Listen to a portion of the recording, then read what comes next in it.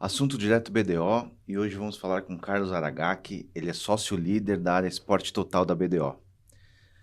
Aragaki, obrigado pela sua entrevista, obrigado aí pelo seu tempo. Queria conversar um pouco sobre SAF, né? É um assunto que você conhece bem.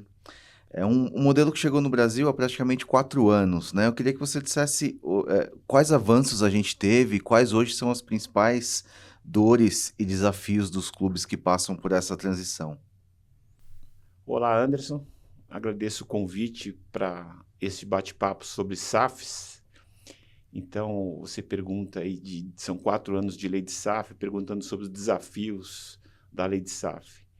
Eu diria que hoje o maior desafio para uma SAF é quando você procura equilibrar no time de futebol gestão com sustentabilidade financeira versus o desempenho esportivo. Porque às vezes não casa. Você procura fazer uma gestão sustentada financeiramente, manter um equilíbrio no caixa para não se endividar, não gerar despesas excessivas, mas nem sempre casa com a vontade do torcedor no desempenho esportivo. Então, esse é um grande desafio. Eu acho que atrelado a esse desafio, nós também temos o imediatismo. Parece que parte da torcida imagina que se transformou em SAF, vou ganhar a Copa do Brasil, Libertadores da América e Brasileiro. E não é, eu acho que é um projeto de médio prazo. Pode ser que antecipadamente você tenha um sucesso imediato, mas se você constrói um trabalho sustentado, eu diria que é de médio prazo. Utilizando um exemplo de mercado, nós temos o Red Bull. O Red Bull começou na Série B com o Bragantino, subiu para a Série A, planejou uma competição internacional e foi para a Copa Sul-Americana, planejou estar na Libertadores, dentro do plano estratégico, foi para a Libertadores e planeja, assim como todos os clubes da Red Bull, estar nas primeiras posições nos países onde tem o Red Bull Futebol. Então, esse é um exemplo. É claro que quando você fala de um time de grande torcida, essa paciência não existe. O imediatismo acaba sendo parte integrante do que eu falo desse desafio para os clubes. Certo. Mas a gente teve avanços, né, desde quando a primeira SAF chegou aqui? Tivemos avanços, sim. O avanço, principalmente sob a ótica das SAFs que estão com investidores, que é melhora de gestão.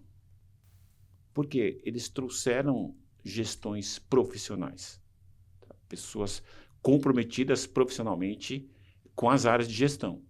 Não estou falando do futebol jogado, que aí envolve o departamento de futebol, não necessariamente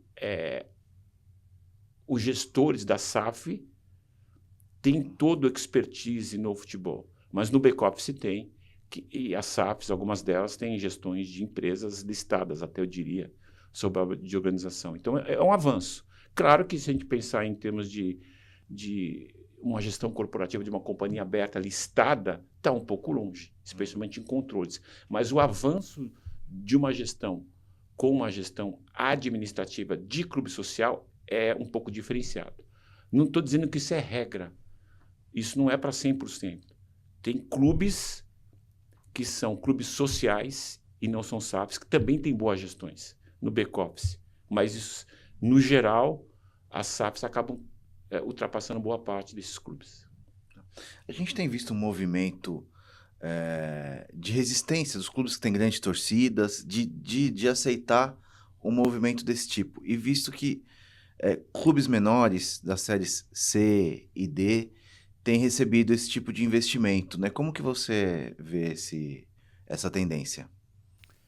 O que pode ser verificado é que alguns investidores têm buscado clubes menores. Menores que eu digo, tanto em questões de tamanho, financeiramente falando, mas que facilita uma negociação financeira, mas também de torcida e de pressão, que é Uhum, um desafio, como eu disse, o desafio do desempenho esportivo, uma torcida menor, facilita. Agora, é claro que depende do plano estratégico de cada investidor. uhum, Tá? Então, tem investidores que vão buscar times da Série C, talvez da D. Tem investidores que vão buscar times de um determinado eixo. Tá? Por exemplo, eu já comentei em outros cenários que um local interessante do ponto de vista logístico para a SAF é o Espírito Santo, por exemplo, não que é o único, mas o Espírito Santo está próximo de Rio de Janeiro, São Paulo e Minas Gerais. Então, é perto dos principais centros assim, onde o futebol é jogado. Então, com uma facilidade até de negociações com base, atletas, ao mesmo tempo, até por logística de voos, facilita. Então, esse é um exemplo. Então, depende muito também do plano estratégico do cara que está investindo na SAF. Por isso, buscar clubes menores tem sido uma das opções. Pensando nisso, tem algum risco de uma entrada apressada, né, sem uma estrutura mínima, né, nesses clubes? E nesses casos, como que a gente, como a BDO, como uma consultoria, uma empresa de auditoria, pode contribuir? Bom, com relação ao tópico inicial de entradas apressadas, nós tivemos o exemplo histórico prova. 3 times gigantes, Cruzeiro, Vasco da Gama, Botafogo de Futebol e Regatas, passando por Série B, alguns com problemas até com casos de polícia, que viram nas SAFs uma solução a partir do momento que a lei entrou em transição. Então, meio que foram conversões imediatas, sem que tivesse toda uma análise. Porque talvez times como esses não tivessem tempo para continuar na Série B esperando o momento de retornar. Então, foram aquelas primeiras SAFs que surgiram. Mas, ao longo da sequência, alguns clubes começaram a se estruturar um pouco melhor. Você tem um exemplo, de novo, tá? Não vou falar de desempenho esportivo, porque, de novo, quando eu falo esportivo, imediato, você não tem solução. Mas tem algumas SAFs que foram transformadas em que o clube ele se ajustou, tentou equalizar a dívida, está buscando uma recuperação judicial na própria associação, ou transformou a associação em SAF, mas a SAF em que ela continua dona, e aí, quando ela ajeita, o próximo passo é buscar um investidor. Esse seria o caminho. E muitos clubes não passaram por esse processo. Eu diria que esses 3 que foram exemplos foram imediatos. Os clubes não poderiam estar na Série B, pressão de torcida enorme, surgiram investidores 777 no Vasco, Botafogo de um Textor, o Cruzeiro com o Ronaldo Fenômeno, e aí fecharam, né? Transformaram em modelos imediatos de SAF. Claro, cada um se ajustando ao seu tempo. Talvez o que se ajustou melhor, por enquanto, foi o Botafogo, por conta até de falar do desempenho esportivo. Num curto espaço de tempo, o Botafogo ele deixa de figurar em divisão inferior e ele passa a configurar os primeiros lugares na Série A. Até depois virar campeão da Copa Libertadores de América, por exemplo. Certo. Bom, falando um pouquinho do nosso negócio aqui, na prática, o que muda nas SAFs na análise contábil e financeira de um clube, depois que ele se torna SAF? E hoje, quais são os maiores gargalos fiscais e de conformidades que essas entidades encontram? Bom, do ponto de vista contábil, não existem grandes alterações, até porque a norma contábil, que estava em vigor, que era uma norma emitida pelo Conselho Federal de Contabilidade, a ITG 2003-R2, ela é uma norma contábil aplicável a uma SAF, mas também aplicada a uma associação. O que talvez divergisse um pouco pelo fato de ser uma sociedade anônima do futebol, segue também a lei das SAs. Agora, com a transição desta norma contábil pelo Conselho Federal, as práticas contábeis para 2025 são as práticas contábeis padrão IFRS, ou seja, internacionais. Então, é a mesma. O que eventualmente muda no cenário contábil são desafios. Vamos pegar um exemplo do Botafogo.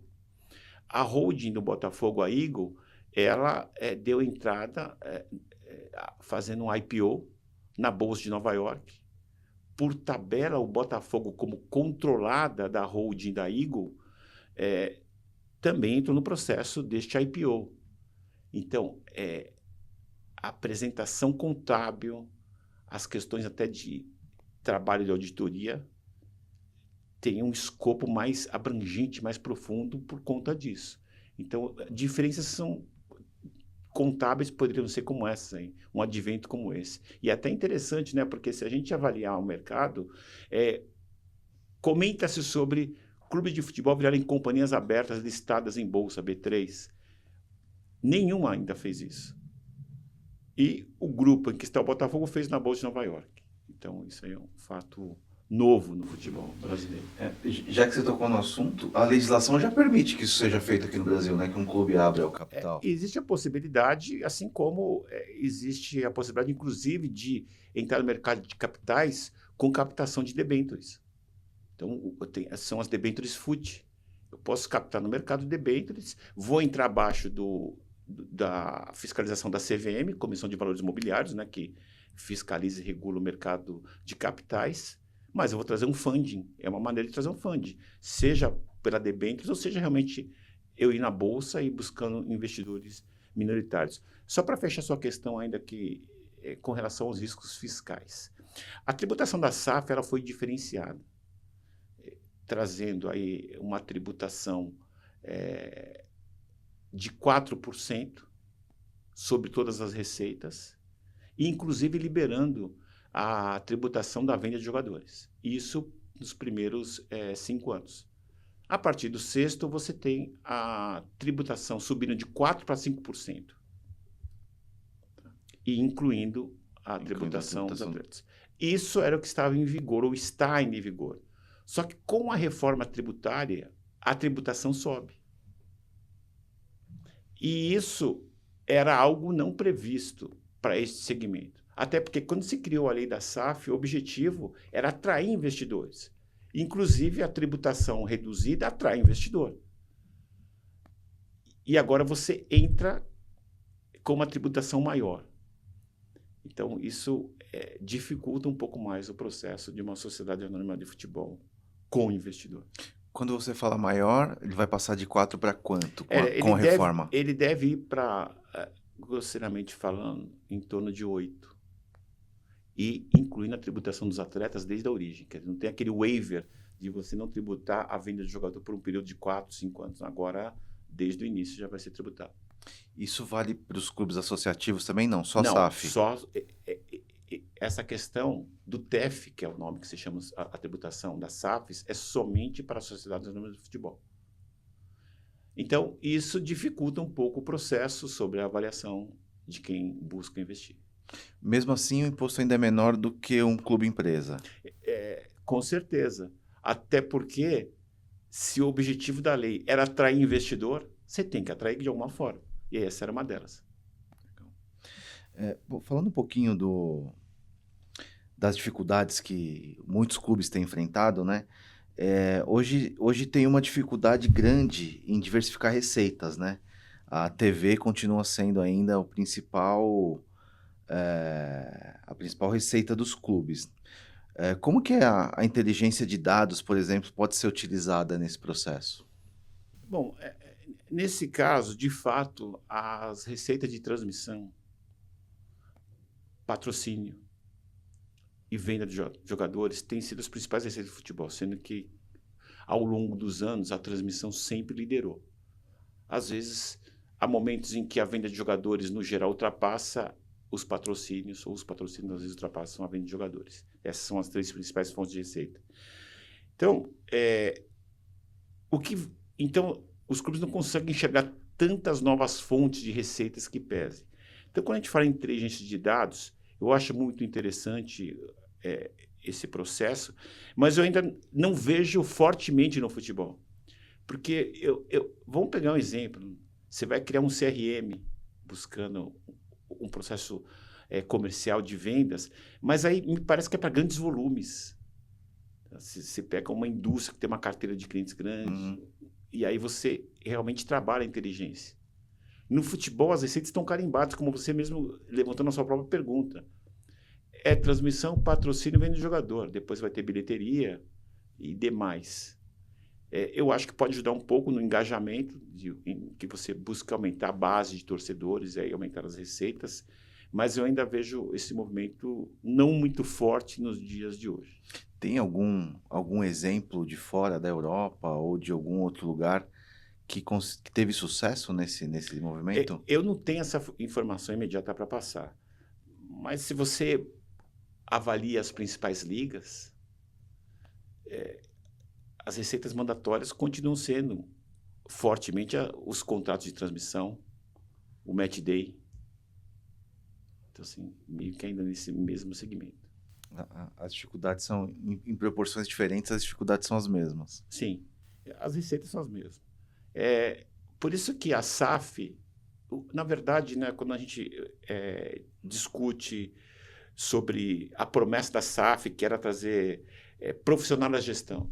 Então, não necessariamente a promessa da SAF era essa, nem tinha essa promessa. Porque o que é uma SAF fora a profissionalização da gestão? A SAF é dinheiro novo no futebol. É alguém que traga o dinheiro novo. Uhum. E esse dinheiro novo do investidor, ele melhora o plantel. Logo, melhora o desempenho.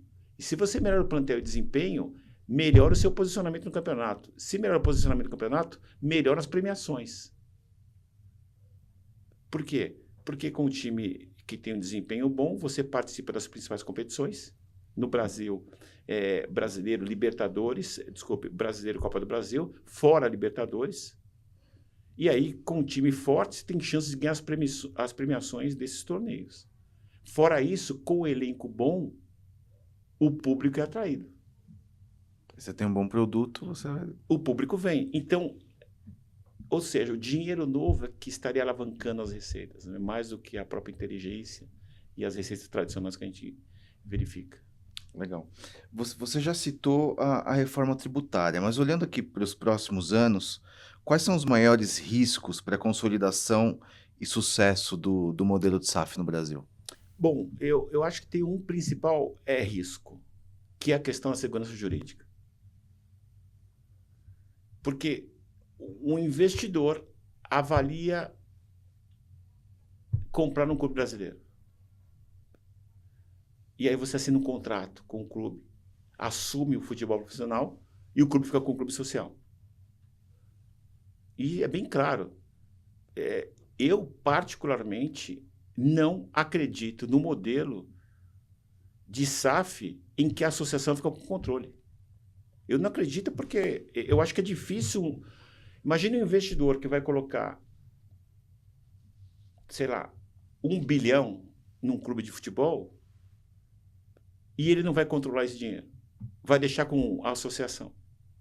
Por melhor que sejam os gestores da associação, e tem, de novo, você não pode jogar todo mundo na vala comum. Tem muita gente boa em vários clubes do Brasil, e não só na Série A.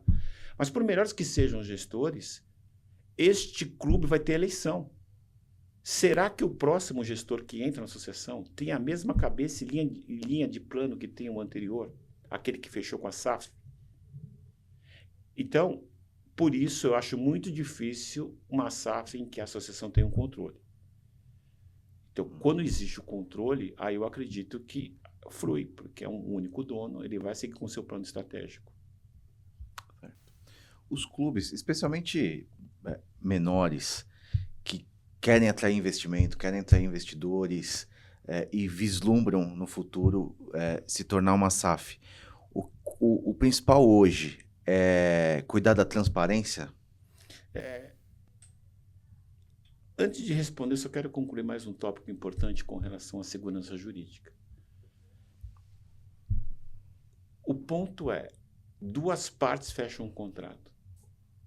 Então, quando ocorre a interferência do judiciário,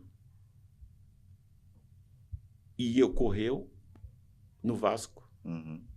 Aqui eu não estou defendendo se era necessário para o Vasco fazer ou se a SAF tinha razão. Até porque eles têm câmara arbitral para discutir os contratos.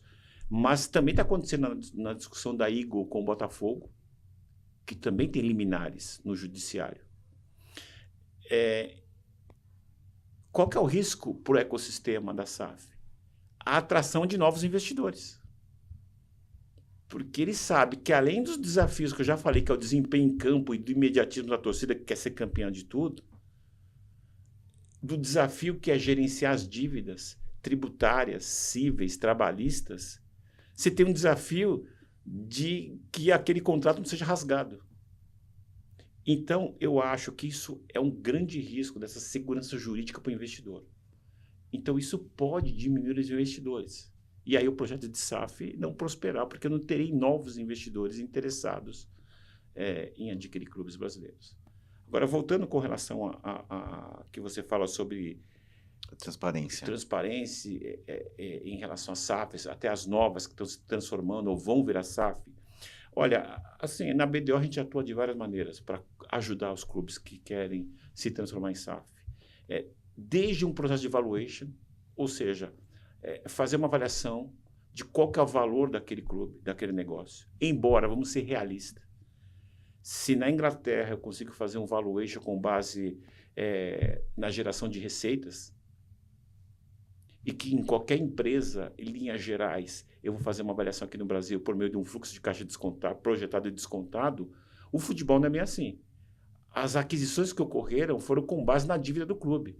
Quanto vale o seu clube? Ele vale a sua dívida.